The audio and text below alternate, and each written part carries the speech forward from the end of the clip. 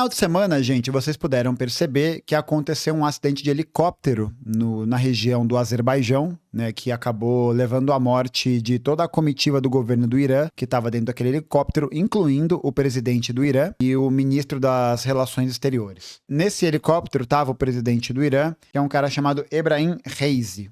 Reise, não sei como é que fala. E essa queda, né, esse momento, ela acabou sendo muito marcante, sobretudo pelo momento atual, né, que o Irã tem construído nas relações geopolíticas ali da região do Oriente Médio, né? O Irã é um país consideravelmente grande e que tem uma importância estratégica ali muito grande por vários motivos. Então, só para poder demonstrar aqui para vocês, eu vou pegar um mapinha para que a gente possa dar uma olhada. Olha só. Então, nessa imagem aqui, a gente tem um mapa político do Oriente Médio e a gente pode perceber aqui que o Irã é um país que faz fronteira aqui no oeste com o Iraque, ao norte com o Turcomenistão, também faz fronteira aqui mais em cima com a Turquia e faz fronteira marítima com a Arábia Saudita, os Emirados Árabes Unidos, o Kuwait, o Bahrein, o Catar e o Omã.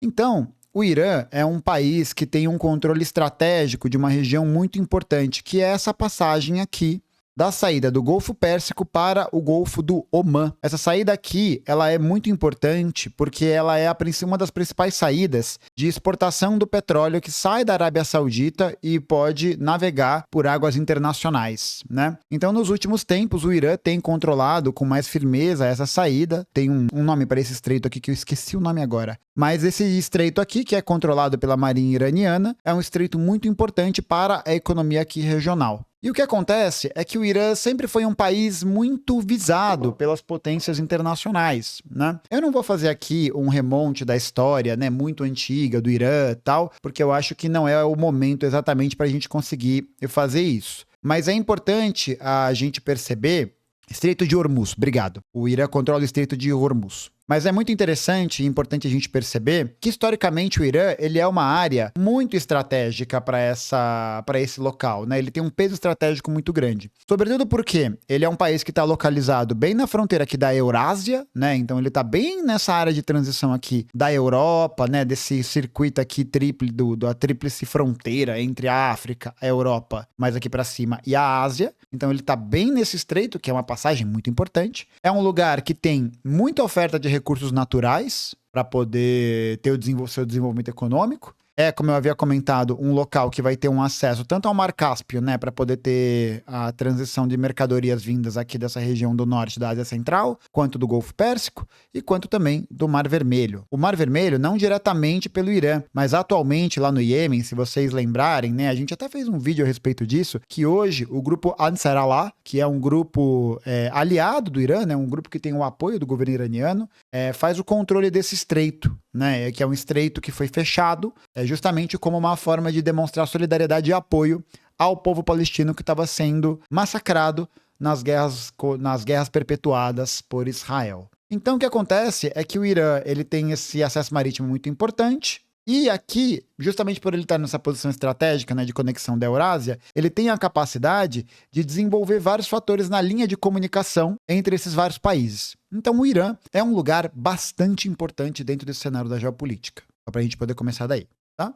E aí, vale a pena também a gente fazer um panorama histórico muito rapidinho sobre os interesses internacionais a respeito dessa localidade. O Irã, assim como vários países da Ásia, vários países da África, durante a passagem da formação do capitalismo mundializado entre o século XIX e o século XX, foi alvo dos interesses imperialistas. Então, tanto a Inglaterra quanto os Estados Unidos, mas sobretudo os Estados Unidos principalmente, viam no apoio do Irã uma força muito importante para poder garantir o cumprimento de seus interesses, tanto com relação à entrada das empresas petrolíferas e do controle das rotas comerciais que existiam por ali, quanto também de um certo controle político. Dentro dos Estados Unidos, né, a gente tem uma política que vai ser muito conhecida, que é a política dos chamados dois pilares, que era a política que os Estados Unidos tinham como objetivo central manter a sua influência e o seu apoio para com a Arábia Saudita e para com o Irã. E aí, o que acontece é que em 1953 vai ter um golpe de Estado no Irã, que eu não vou abordar muito aqui, é só para ser muito rapidamente para a gente poder entender a contextualização, que vai acabar levando à deposição do governo democrático que havia sido eleito no Irã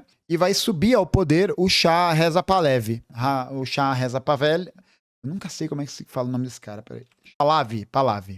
Mohammed é o Shah Mohammed Reza Pahlavi, que vai ser basicamente um rei que vai governar o Irã entre 1953 e 1979. Esse governo ele vai ser claramente alinhado com os interesses dos Estados Unidos e com os interesses da Inglaterra. Esse golpe de 53 é uma operação que vai se chamar Operação Ajax e vai acabar derrubando o governo que havia sido eleito anteriormente para poder colocar, justamente, o governo favorável aos Estados Unidos, o que significaria, né? Portanto, acho que até é mais interessante, gente, a gente pensar em um governo que é subserviente às classes dominantes do capital internacional. Porque senão é capaz da gente acabar sendo levado ao engano de que o grande mal do mundo são só os Estados Unidos, né? Apesar da gente ter os Estados Unidos como esse carro-chefe, né, da dominação geopolítica e da condução nesse sentido, acho que é muito importante a gente reforçar que são várias classes dominantes ao redor do mundo e que estão ali alinhadas com esses interesses, tá ligado? Eu acho que esse é um fator bem decisivo. E aí, em 79, né, dando um fast forward, né, avançando um pouco mais, a gente tem um governo que entregou todos os campos de petróleo para os Estados Unidos, entregou campo de produção para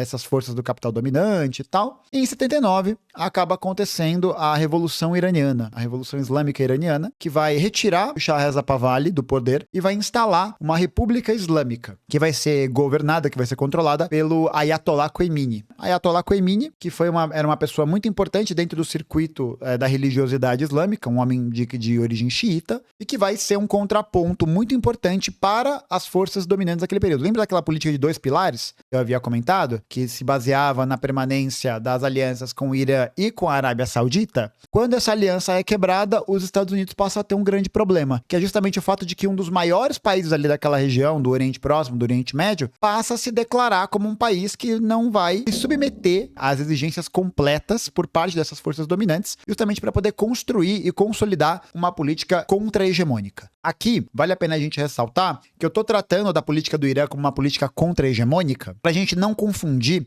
a política do Irã com uma política anti-imperialista. E por que não? Porque uma política anti-imperialista significa também entender que a própria dinâmica de como as classes dominantes estão inseridas dentro daquele contexto, dentro daquela região, são fatores importantes para o desenvolvimento dessa política que visa contrariar os interesses nacionais, né, das burguesias nacionais de outros lugares que não sejam Estados Unidos, Inglaterra, França, Israel e tudo mais. Então, o que acontece é que nesse momento, os Estados Unidos então perde um dos seus estados fantoches, né, ficando ali somente com uma aliança direta com Israel, né, que é um país ali que vai ser o satélite, né, principal dos Estados Unidos, das burguesias nacionais ali, e a Arábia Saudita, né, a Arábia Saudita que era um país que ainda tem, né, lances de aliança muito forte com os Estados Unidos e que ganha amplo apoio do governo americano, que tem toda essa aliança com a família do Mohammed bin Salman e com essa galera toda que é ligada a esses poderes. Então, o que acontece é que a gente vê que desde então, dos anos 80 para frente, o Irã teve uma série de complicações que envolviam justamente essa posição que eles tinham dentro do cenário internacional. Então, a gente vai ter, por exemplo, nos anos 80, a guerra Irã-Iraque, em que o Irã vai ser invadido por forças iraquianas do Saddam Hussein, apoiados pelos Estados Unidos, apoiados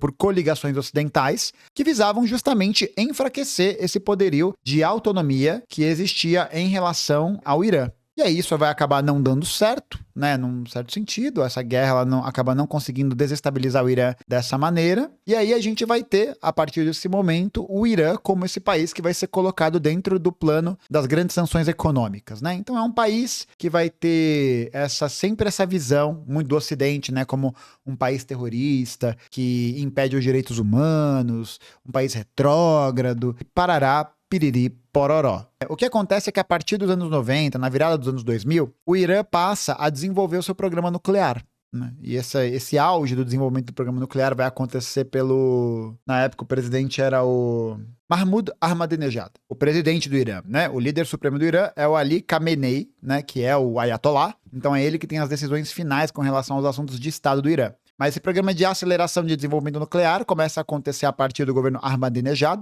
tanto que se vocês forem um pouco mais velhos, vocês vão lembrar que o Jornal Nacional falava do Ahmadinejad o tempo inteiro para poder fazer esse terrorismo. Existe, claramente, né, nesse processo de desenvolvimento do programa nuclear iraniano, uma ameaça à hegemonia que é exercida pelos Estados Unidos naquela região. Temos que lembrar, né, apesar do Irã ser um país que consegue ter essa posição mais autônoma em relação às questões geopolíticas envolvidas envolvendo os Estados Unidos, ele ainda não tem o poderio militar dos Estados Unidos. É isso. Por isso que, inclusive, né, depois do final da Guerra Fria, os países que eram aliados do Ocidente tiveram programas nucleares completamente descontinuados, como é o caso, por exemplo, da Ucrânia, Alemanha. E aí a existência de um país que tem um programa nuclear que se apresenta como, não diria uma alternativa, mas que se apresenta como uma contraposição às posições dominantes nos Estados Unidos, é um problema. Tá ligado? É um problema. E aí, alguns anos atrás, né, quando antes do presidente ser o Ebrahim Raisi, né, o presidente anterior, que eu não lembro o nome, mas também não é tão importante, ele volta a realizar ali uma mediação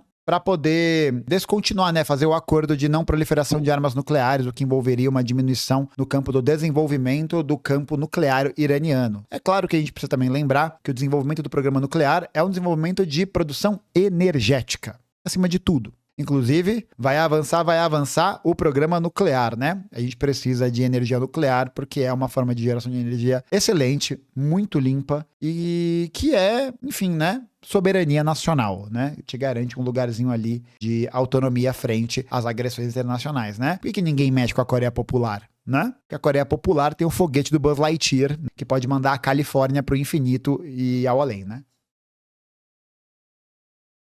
A gente teve nos tempos recentes a aplicação de mais sanções ao Irã por conta do desenvolvimento do seu programa nuclear. E aí isso vai acabar levando a uma certa indisposição da população em relação ao governo anterior, que foi reeleito, né, de 2017 até 2021. E aí, nesse contexto, o Ebrahim Raisi, que era o antigo presidente, vai se eleger. E ele tem um discurso bem mais conservador, bem mais de firmeza com relação a esses processos de não intervenção e também um discurso muito mais próximo de duas instituições que são muito importantes no Irã. O Poder Judiciário, né? O Raisi foi promotor, ele teve cargos muito importantes no mundo jurídico iraniano. E a Guarda Revolucionária iraniana, que ele também era muito próximo. Então, é um governo que vai ter um caráter muito mais de contraposição, né, a esses interesses dos Estados Unidos. Tanto que o Ebrahim Raisi anunciou, posteriormente, né, depois que ele foi eleito, a retomada do desenvolvimento do programa nuclear iraniano. Feito isso, o que acontece é que, ao longo desses últimos anos, o Irã está nesse lugar aí de um país que está se posicionando contra-hegemonicamente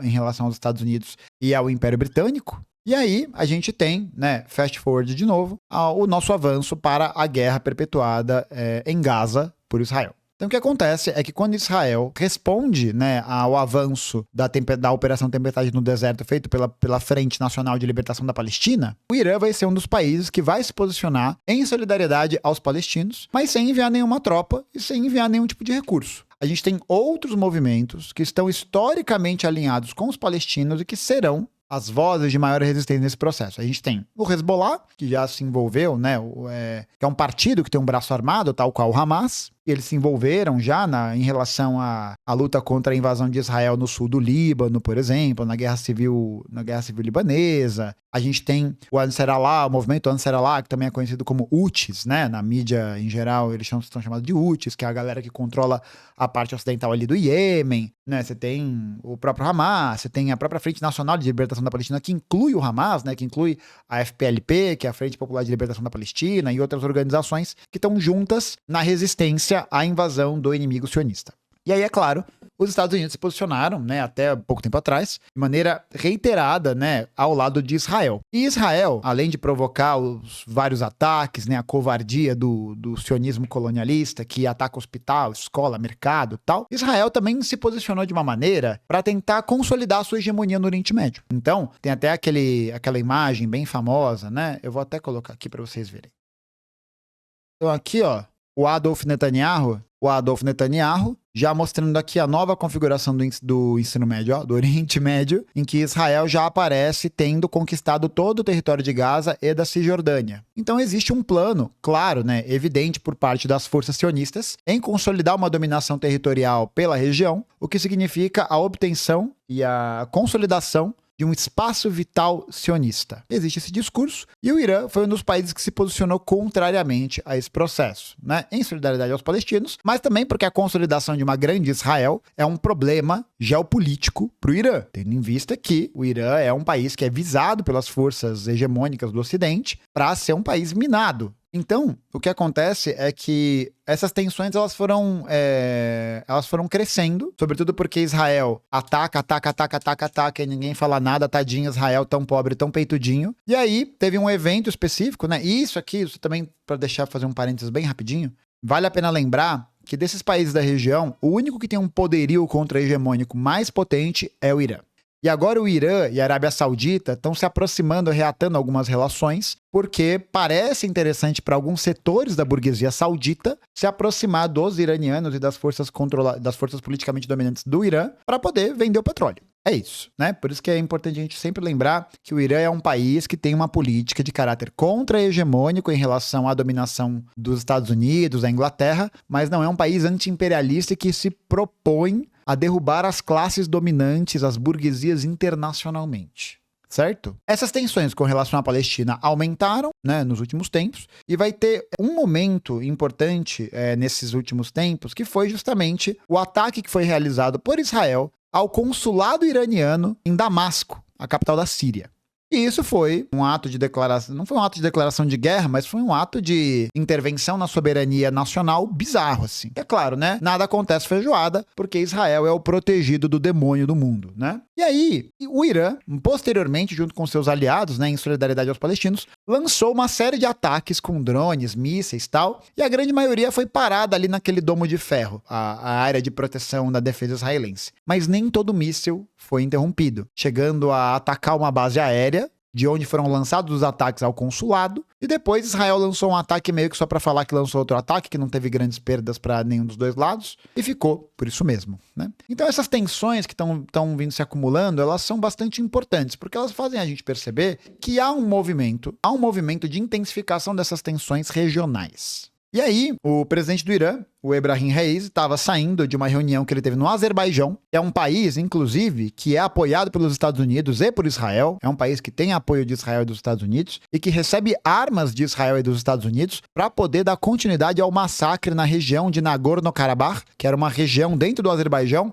que tem uma maioria étnica armênia. Essa é uma outra questão importante, que a gente não vai abordar aqui, porque isso não vai ficar muito longo. Mas é um estado que tem uma proximidade considerável com Israel e com os Estados Unidos. E aí, o presidente Raisi estava fazendo ali a reunião, né, com o presidente do Azerbaijão, e aí pegando o helicóptero de volta, o helicóptero dele acabou caindo, né, e eu acho que aqui é o grande ponto central. Primeira coisa, não vamos cair na fofoca. Fofoca é gostoso, é lindo, é incrível, é maravilhoso. Mas easy peasy lemon squeezy, né? Vamos com calma, esse ditado não quer dizer isso, mas vamos com calma, porque é muito importante a gente manter a sobriedade na nossa análise. E aí tem toda essa questão, né, da gente estar vendo que outros eventos aconteceram em relação a essa dinâmica mundial. A República Democrática do Congo, por exemplo, esse último final de semana, sofreu uma tentativa de golpe de Estado para poder reabilitar a República do Zaire. Tem algumas coisas acontecendo. Teve o atentado contra o primeiro-ministro da Eslováquia. Há um movimento também do Putin na Rússia de ter retirado o ministro...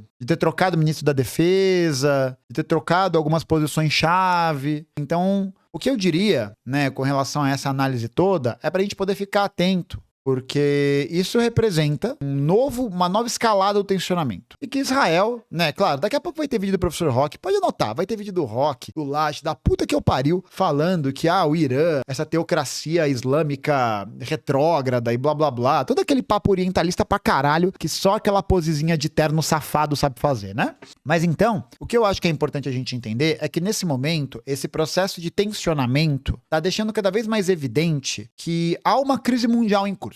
Não só do ponto de vista econômico, mas também do ponto de vista desse processo de intensificação dessas animosidades. Então você tem, por um lado, esse tensionamento que cresce no Oriente Médio, e cresce no Oriente Médio ainda mais porque a gente tem visto que a guerra para Israel tem sido uma guerra de desvantagem. Desvantagem por quê? É porque a gente vê o número dos mortos, né? A gente tá vendo o número de feridos. São mais de 14 mil crianças palestinas mortas e tal. Mas a grande questão é que o exército israelense, ele é muito bom para atacar inocente. O exército israelense é muito eficaz para atacar hospital, escola, para poder atacar civis. Porque em termos de guerra mesmo, o exército israelense não tá se dando tão bem assim. Não é à toa que existe uma pressão internacional para a aceitação do cessar-fogo, já que boa parte do terror que Israel empreende naquela região de Gaza, da Palestina, é um terror contra civis.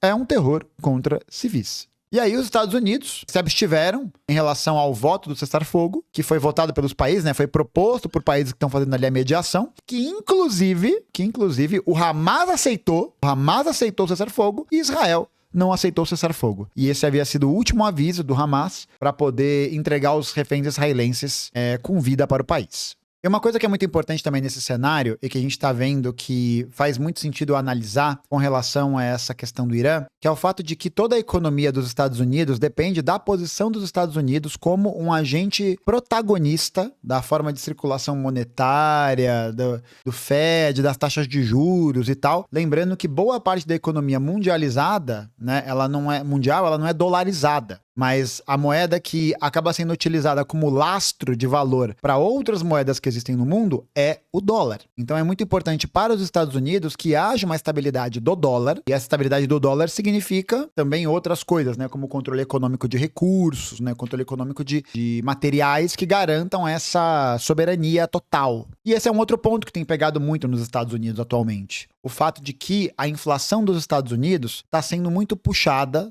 ela está num nível, ela ainda não está nas métricas desejáveis, né, do banco deles, lá do Banco Central deles, mas que estão sendo impactadas principalmente pelo custo da moradia, que está simplesmente impossível, e de combustíveis. Então eu acho que é importante a gente estar atento com relação a isso, porque o controle sobre o Golfo de Hormuz e o controle o controle dos Houthis, né, do Ansar Allah, sobre a saída ali do Mar Vermelho, são extremamente prejudiciais para esse processo inflacionário dos Estados Unidos, né? Extremamente prejudiciais, porque isso vai acabar fazendo com que haja uma necessidade de aumento da taxa de juros nos Estados Unidos para poder diminuir a aceleração da inflação, e isso significa também um impacto direto sobre a forma de como os outros países vão ter os seus ciclos inflacionários, já que boa parte dos países tem essa relação muito forte com as taxas de juros dos Estados Unidos, porque como a economia está toda lastrada no dólar, uma valorização do dólar significa uma desvalorização das moedas nacionais, o que significa, no caso do Brasil, por exemplo, inflação, o que significa programa de austeridade, o que significa ajuste fiscal. Então acho que é muito louco a gente ver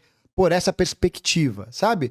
Para a gente ter uma dimensão totalizante desse processo. Dito isso, é importante a gente entender que esse mundo livre democrático, né, o fantástico mundo livre democrático do nosso querido Bob Hawke, é só um mundo livre que garante a continuidade dessas estruturas de hegemonia mundial. Então eu acho que esse momento em que a gente está vendo a morte desse presidente, né, e de um presidente que tinha essa característica mais contra-hegemônica, mais do enfrentamento e tal, eu acho que ela vai dizer muito a respeito sobre como o controle político do Irã é um tema fundamental e muito importante para poder consolidar a hegemonia local. Agora, precisa ver como que esse processo vai se desenvolver. Ainda é muito cedo para falar de qualquer tipo de investigação, de qualquer tipo de coisa. Não diria que é nem sim, nem que não. Acho que a gente precisa esperar um pouquinho, né? Esperar um pouquinho para entender qual foi a dimensão desse ataque, qual foi a dimensão dessa organização, para que a gente possa, enfim, né, fazer uma análise mais sóbria sobre esse processo. Você acha que teve sabotagem de Israel?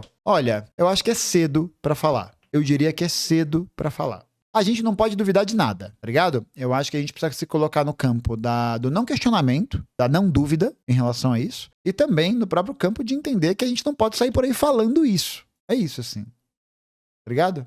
Basicamente. Tenho certeza. É cedo, mas tenho certeza, basicamente. Mas então, agora a gente precisa entender que esse evento, né, que marca a morte do presidente iraniano, é mais um passo no processo de tensionamento dos teatros mundiais da guerra. A gente já tem um tensionamento do teatro mundial da guerra que está acontecendo na Ucrânia, um tensionamento crescente em Taiwan, no mar da China, né, entre Taiwan e a China. E agora, né, esses eventos em Gaza, o que eu acho que vai ser um ponto de virada bastante importante, né? Eu acho que essa questão da Palestina acelerou muito as contradições de classe, tanto que vão impactar tanto na forma de como a geopolítica está organizada no Oriente Médio, como também nos Estados Unidos, né, tendo em vista que a popularidade do Biden caiu sensivelmente, assim, depois que os estudantes começaram a se organizar para poder prestar seu apoio aos palestinos, né? Então eu acho que é um momento para ficar atento, né, nessa virada de chave com relação à luta de classes, né, com relação à forma de como isso está sendo articulado pelas forças dominantes. E o Irã é mais um desses casos em que a gente vai ver as análises, né, do jornalismo liberal, falando que é o país retrógrado, é o país não sei o que lá. Eu acho que é importante a gente, para não cair nessas falsidades, entender essa dinâmica, né, mundializada e entender que dentro desse circuito, a gente não tá falando de mocinhos e vilões. A gente não está falando de mundo livre e mundo opressor. Nós precisamos avançar em relação a esse debate e avançar na nossa compreensão para poder entender que compor um debate histórico, né, completo, um debate histórico que nos ajude a compreender essa estrutura, demanda da gente a saída desse lugar da moralidade como uma régua de medição política. Então é entender isso, que os interesses que estão em jogo são os interesses dessas articulações das classes dominantes, como é o caso dos Estados Unidos, da Inglaterra e também do Irã.